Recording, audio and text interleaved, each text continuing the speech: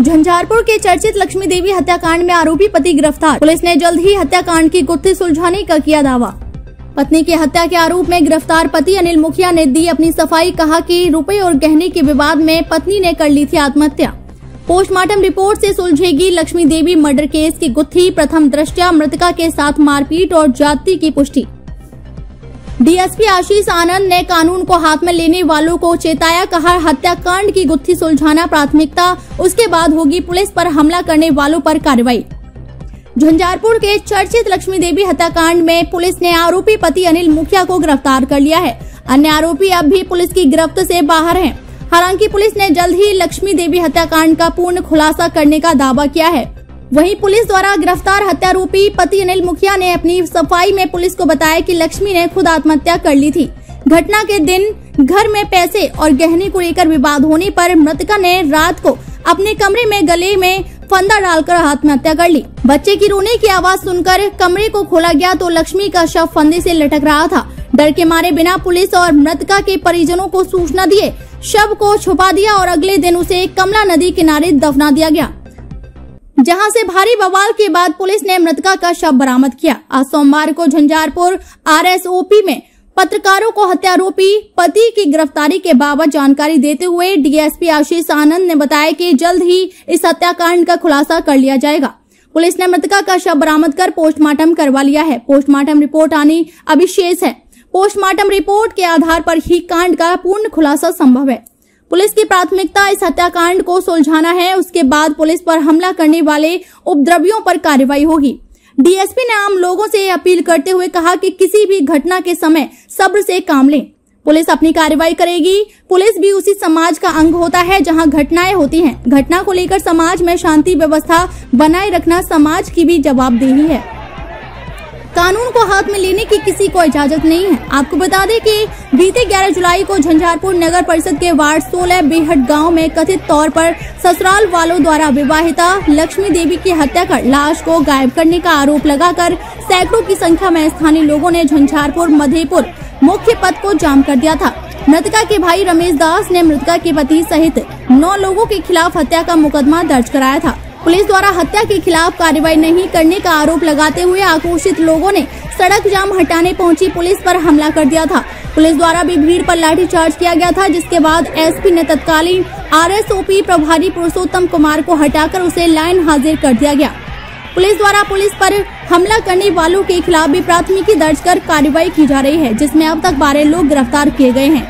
DSP आशीष आनंद ने बताया कि दोषी किसी भी हाल में बख्शे नहीं जाएंगे। झंझारपुर से हरिशंकर प्रसाद की रिपोर्ट। 11 जुलाई को अर्ली मॉर्निंग थाना पे खबर मिली थी कि एक लक्ष्मी देवी नाम के विवाहित बेटी की हत्या करके लाश को छुपा दी। इस क्रम में तत्काल थानाध्यक्ष द्वारा खोजबीन किया गया और उसी दिन लगभग 10:30-11 बजे के बाद आसपास बेहट में रोड जाम कर दिया गया, सड़क जाम कर दिया गया। इसी बात को लेकर के कि मुझे डेड चाहिए और दोषियों भी गिरफ्तार। इस परिप्रेक्ष्य में मैं भी वहाँ पहुँचा था। हमारे जो भी हुआ इन प्रकार जो भी हुआ उसमें हमला भी हुआ, अरेस्टिंग भी हुई, लेकिन इस क्रम में हमारी पुलिसिंग चलती थी। जो भी उनका ग्रीवांस था उस पर हम लोग ध्यान दे रहे थे। पुलिस अधीक्षक महोदय द्वारा लगातार निर्देशन दिया जा रहा था। मामला हत्या से संबंधित था और इसी खोजबीन के क्रम में उसी देर रात डेड बॉडी पुलिस के द्वारा रिकवर भी कर लिया गया। वो पोस्टमार्टम होकर के परिजनों को सौंप भी दिया गया। उनका जो भी वो सब मुख्य मुद्दा उनकी हत्या को लेकर के था और जो उनके भाई रमेश कुमार के द्वारा जो आवेदन दिया गया था थाना पर कि लड़की का हस्बैंड और उनके परिजनों के द्वारा लड़की को मार करके लाश छिपा दिया गया है। तो डेड बॉडी तो मिल गई, उसको हम लोगों ने पोस्टमार्टम रिपोर्ट में दिया, पोस्टमार्टम हेतु भेजा है। अभी तक रिपोर्ट प्राप्त है। प्रथम दृष्टया जो लड़की के साथ इंजरी लग रही थी वो सब नोटिस करके हम लोगों ने भेजा है और इसी क्रम में उनके जो मुख्य अभियुक्त हैं उनके हस्बैंड अनिल मुखिया की कल गिरफ्तारी हुई। उनके द्वारा पूछताछ भी किया गया और उन्होंने स्वीकार भी किया कि वो कुछ दिन पहले दिल्ली से यहाँ आए थे और दोनों वाइफ हस्बैंड, जबकि लव मैरिज था, इससे पहले विवाद होता रहता था और उस दिन वो अपने दादी के श्राद्ध में इन्वॉल्व थे और उनकी वाइफ के द्वारा मृतका के द्वारा गहना के लिए पैसे की मांग की गई और लगातार मांग किया गया और ये कर्ज लेकर के अपने दादी का कार्यक्रम वो कर रहे थे। बाद में इसके कर्ज से काफ़ी ये भी परेशान थे, काफ़ी समझाया बुझाया गया और जिसके कारण नहीं मानने कारण इनके द्वारा मारपीट भी की गई अपनी वाइफ के साथ।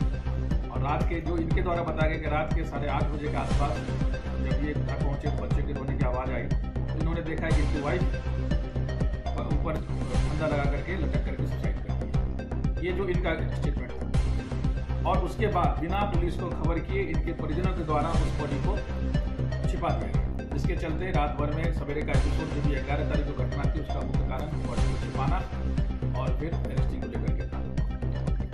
पुलिस जब बॉडी रिकवर हुआ तो प्रथम दृष्टया निस्संदेह लगा कि उसके साथ मारपीट हुई, हस्बैंड के द्वारा एडमिट भी किया गया। हम लोग पोस्टमार्टम रिपोर्ट आने के बाद और उनके साथ क्या हुआ क्या गया उस पर कमेंट करेंगे।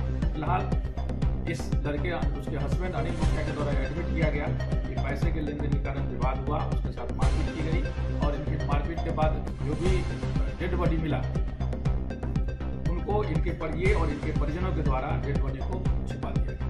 इस परिप्रेक्ष्य में एफआईआर भी लॉन्च किया गया था जिसमें गिरफ्तारी हुई है। हम लोग अन्य व्यक्ति को भी तलाश कर रहे हैं और जल्दी गिरफ्तारी कहाँ से हुई? पिपराघाट किसी घर से? नहीं, पिपराघाट से। वहाँ माता हम लोग 3-4 दिन से काम कर रहे थे। लाश को छुपाने में सर कोई ऐसा कोई अभियुक्त हुआ है?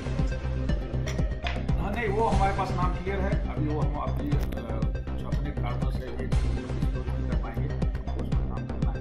लेकिन वो सारा मामला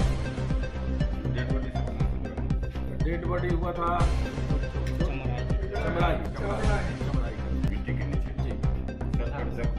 हाँ, चेहरे पर भी निशान था और पोस्टमार्टम रिपोर्ट आने के बाद घर में खून के छींटे पड़े थे। जी, पुलिस वो वेरीफाई की थी, ये इन्होंने एडमिट किया कि उसके साथ मारपीट हुआ, ज्यादती हुई थी। हम लोग पोस्टमार्टम रिपोर्ट के आने के बाद उस पर क्लियर कर पाएंगे कि उसके साथ खून गिरा हुआ था घर पे? खून के छींटे बहुत स्पष्ट नहीं थे लेकिन मारपीट हुई थी, यह बात क्लियर था।